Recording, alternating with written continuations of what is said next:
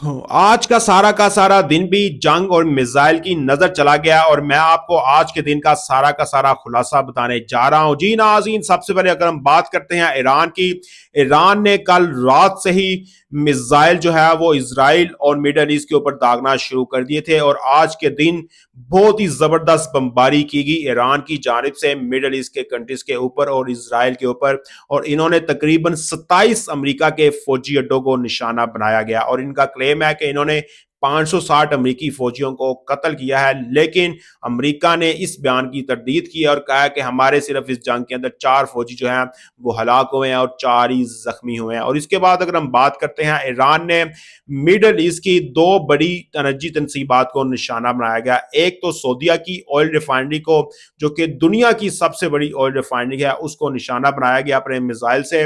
और जिसके बाद ऑयल की जो प्राइजेज हैं वो बहुत ही ज्यादा बढ़ने वाली हैं पूरी दुनिया के अंदर। और इसके अलावा जो दूसरी तनसीब है वो कतर के अंदर थी, कुदरती गैस की, नेचुरल गैस की तनसीबात को निशाना बनाया गया। और जो कि कतर पूरी दुनिया के अंदर सबसे ज्यादा इसकी सप्लाई करता है, तो अब ये भी खदशा है कि जो नेचुरल गैस की जो प्राइसेस हैं वो भी पूरी दुनिया के अंदर ज्यादा हो जाएंगी। और इसके बाद ईरान के सुप्रीम लीडर आयतुल्लाह खामनेई की जो वाइफ हैं वो भी आज शहीद हो चुकी हैं। बेसिकली वो भी उस हमले का शिकार बनी थी, लेकिन वो बहुत ही शदीद जख्मी थी और वो जख्मों की ताब न लाते हुए आज शहीद हो चुकी हैं। और इसके साथ आपको बताएंगे कि कुवैत की अगर हम बात करते हैं तो कुवैत के अंदर अमेरिका के 3 फाइटर जेट्स जो थे वो आज मार गिराए गए।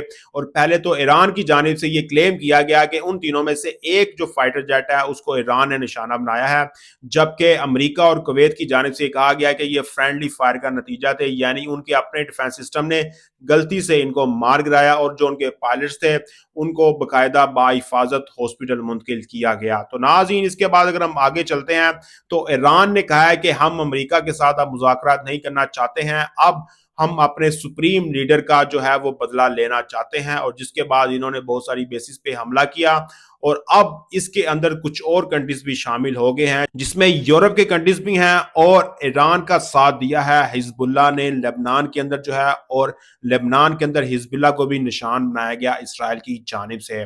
और इसके बाद अगर हम आगे चलते हैं तो डोनाल्ड ट्रंप ने पैगाम दिया है और धमकी दी है कि ईरान मुज़ाकरात कर ले, नहीं तो ये जंग जो है वो बड़ी आगे तक जाएगी। और उसके बाद इन्होंने धमकी दी है कि अगर ईरान ने हमारे साथ मुज़ाकरात ना किए तो हम फौजियों को ईरान की सरजमीन पर उतार देंगे और इनका मिसाइल सिस्टम को मुकम्मल तबाह कर देंगे, इनकी न्यूक्लियर तनसीबात को तबाह कर देंगे और रजीम चेंज कर दी जाएगी। और इसके बाद सबसे आखिर में पूरी दुनिया के अंदर इस जंग के असरात नजर आना शुरू हो गए हैं। ऑयल की प्राइसेस बढ़ने का इम्कान है और स्टॉक एक्सचेंज के अंदर बहुत ही तेजी से मंदी आई है और ऐसा लग रहा है कि अब बहुत बड़ा महंगाई का तूफान आने वाला है पूरी दुनिया के अंदर। और नाजरीन, आप लोगों की इस पर क्या राय है? क्या ये जंग रुकनी चाहिए या फिर इसको आगे मजीद बढ़ना चाहिए? लाजिक पर सेक्शन बताएं। बहुत शुक्रिया।